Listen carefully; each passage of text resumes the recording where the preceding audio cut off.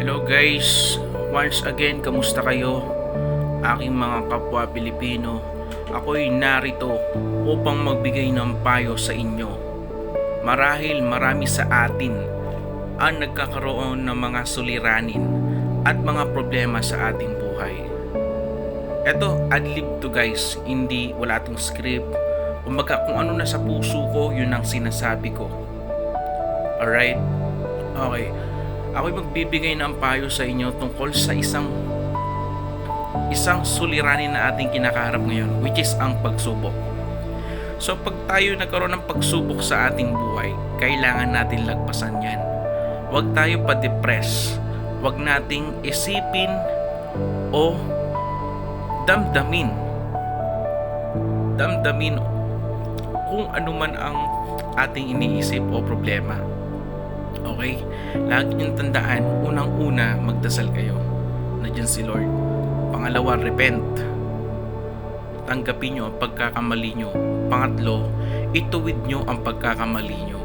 Ganun lang yun. Pang-apat, wag na wag niyo nang gagawin ang pagkakamali niyo. Panglima, lustay niyo ang problema niyo. Problem solving lang yan. Huwag niyo damdamin. Pag dinamdam nyo, maraming bubulong sa isip nyo. Ganun lang yun. Guys, masarap mabuhay. Masarap mabuhay mga kapatid. Okay? Lagi yung tandaan, nandyan si Lord para alalayan kayo. Isipin nyo lang siya. Isipin nyo lang siya, pamilya nyo, sarili nyo. Kung may sota kayo, asawa, yung isipin nyo. Kung may anak kayo, anak nyo isipin nyo. Problema lang yan. Huwag niyong problemahin ang isang problema dahil yan ang dudurog at sisira sa inyong pagkatao. Ako guys, nagbibigay ng payo mula sa aking puso. Taos puso kong sinasabi sa inyo to. Kahit ako'y baguhan, handa akong makipaghamunan. Handa akong sabihin ang aking nais sabihin sa inyo. Okay? Kung gusto niyo ng mga payong ganito guys, kung kayo'y nalulungkot, feel free to ask me. Feel free to message me. Okay? Huwag kayong malungkot. Nandito ako, nandyan yung ating buong may kapal upang tulungan ka sa iyong problema.